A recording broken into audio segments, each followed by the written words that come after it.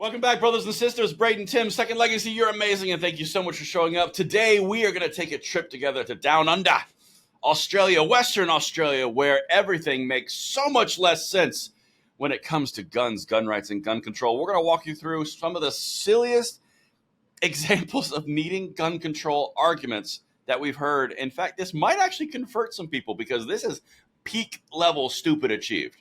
Now, of course, make sure you let us know what you think in the comments field. Hit that like button, subscribe to the channel, and turn the notification bell if you are enjoying the 2A news with commentary, sarcasm, and humor mixed in for delicious consumption. And with that, Tim, are you ready to go down under? Yes, let's go. Airs rock, water goes backwards in toilets. It's going to be crazy. Yeah, I've heard that. It's going to be crazy. It does. Borealis, whatever. It doesn't matter. I'm not a whatever. I'm a gun person. All right. Let's get into this. Our toilet will circle Perth. clockwise. They do counterclockwise, right? I can't remember. I believe that is correct, but don't quote me. I'll be right back. I don't know. I can't wait to read the comments on this. Yeah, you do that while I read this. All right. So, Tim, here's the thing. This is number 12. Dr. Slides, we're just going to get into it and just have some fun with this because, wow. Perth killer, which is a city in Australia, if you're not familiar. Perth killer of mother and daughter would have had fewer guns under proposed laws. Okay. All right. So, fewer guns. All right, let's get into this because when you read that article, it sounds like they're saying that gun control would have been the solution. Does it not, Tim? It does. Yeah. If they would have just a little bit, if they, instead of having, I don't know, let's say 5 guns, he would have only had 3 guns. Tragedy could have been averted because it was the 4th and 5th gun that were the problem.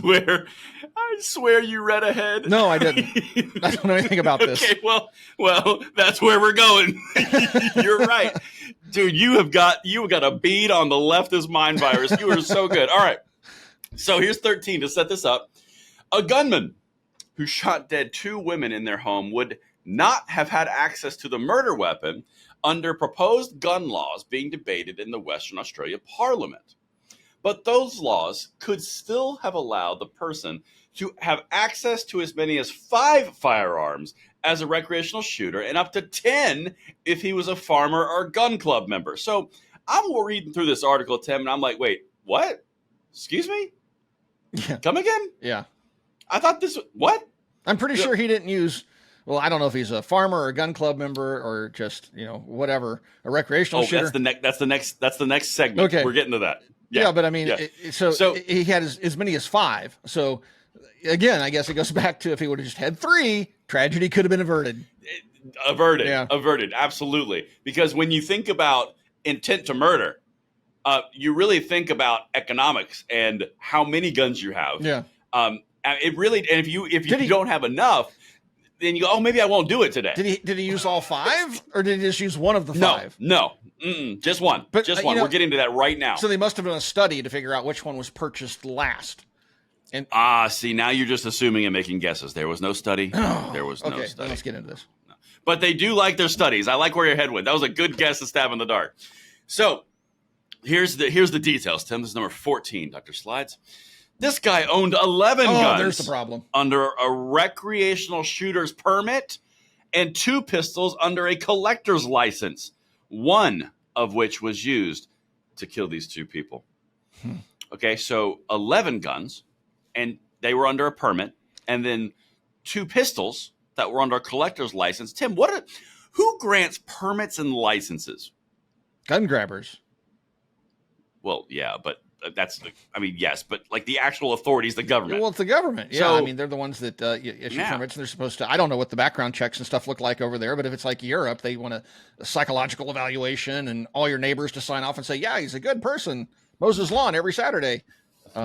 Every 6 months, and then they solicit randomized email or letters out to people. Yeah, well, it's a pretty high standard. So let me continue on here. Like this is gun control logic, man. When everything is gun control, everything looks like a gun control opportunity.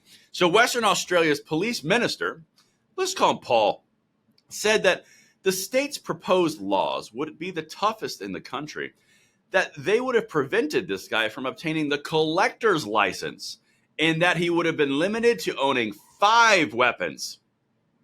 Okay. Yeah, that would have saved everything. If we've gotten to the point, right, if we've gotten to the point in the argument for gun control where if a person has 11 weapons, he's going to murder people. And if we go down to 5, then he's not going to murder people. After which you've given a license and a permit to this exact same person. I'm failing to see the logic here. Well, Tim. Okay, it doesn't really connect. You got to think in the leftist ways, right? So what they're doing here, it's not so much about making sense and trying to stop crime. It's about banning the gun. So keep that in mind. And so if they can go from 11 to 5, they've just whittled that down by over half. Okay, and then when somebody does something bad again, they say, "Well, we made a miscalculation. It's really 3. If you have over 3 guns, you're going to hurt somebody." And then when somebody goes out and they pass that law, and then somebody goes out, you see where I'm going? Then they get down to, we finally got them all. So this is this more incrementalism. It's just they haven't really found a good way to explain it here. They got to do a little bit more think tanking. They need a few more, as always, Tim, study groups. Yeah, you are on it. Yeah, you are absolutely over the target. Like the cloud cover is clearing, and you look down, and there's the city. Man, you're nailing it. You would be a great B-17 bomber. Excuse me. So, Bombardier or the plane itself, the bomber? No, you'd be a great bomber, not the bombardier. No, you just whatever. All right, here it is. Quote, same guy. This individual, sadly, was a fit and proper person right up until the time he committed that act, and he was a law-abiding firearms owner right up until he wasn't. So there's the argument that, you know what, people are just completely unpredictable, so you just can't have any. Exactly. Yeah. That's exactly where it is. And he follows up with this, number 16 or 15. Under the current law, that's what happens. Talking about good person turning bad all of a sudden. And that's why we want to make the laws tougher. Tim, you nailed that. Yeah. See? It's weird. Well, they're predictable. You're pretty good. I've been doing this way too long. Dealing with these morons. You really have. Yeah. And ironically, and this is where I got straight up fascinated by this part, at the tail end of number 15 here, the government will now consider further measures to strengthen the legislation, including giving police the power to seize weapons following family and domestic violence incidents. Wait a minute. Hold the phone. We're leading the They curve don't on even red have flag red laws? flag laws? Yeah. Man, like, are we beating the Australians on gun control? Okay, that's scary. Like, we're doing more restrictive things than they are? They haven't even gotten a red flag law yet. They've banned every gun under the sun in their country, but they don't even have a red flag law? They are slacking. America. Right? Oh, goodness. And I don't give our gun grabbers enough credit. I always think that they're taking their cue from the UK and places like that in Europe and stuff. I don't know. Maybe our gun grabbers are thought leaders in the space now. They're moving up in the world? Maybe. No, that means Davey Hogg by proxy is more intelligent than we think he is, and we know that's not the case. So disregard. Well, no, that's not the case. There's always outliers. Yeah. But yeah, I mean, if you look at this, according to this statement, yeah, we're actually further along in the process of red flag laws than Australia is, the place that banned all the guns. That's scary. That's terrifying. Yeah. Now, they don't have that pesky little thing called the Bill of Rights in the Supreme Court, which enforces the Bill of Rights, which in time red flag laws will be ruled as unconstitutional in time. But that statement sure does say a thing, doesn't it? Whew. Man, I just want to put that in there for you. Well, anyway, is that our last one? Are we done with Australia now? Well, I mean, we are coming back up over since we went down under. We are coming back up over, but I just wanted to really highlight that for you and to really solidify what we've learned here, Tim, is current laws, you can have 11. That means you're going to murder people. But if you have 5, you're not going to murder people, even though they were permitted and licensed. And since that's the problem, we should probably put red flag laws because the Americans have it and we want fancy tools too. That's pretty much where we're at. Yeah. And now we're back up over. Yeah. 11 guns, too many. We're going to go with 5 until we go with 3, then 1, then none. So anyway, it looks like both sides are playing off each other. You know, the United States is playing off Australia and Europe, and they're playing off of us, apparently taking our cues for red flag laws. Maybe we gave them the idea. American gun grabbers. There they are. Anyway, thanks for watching Second Legacy. We'll talk to you guys soon.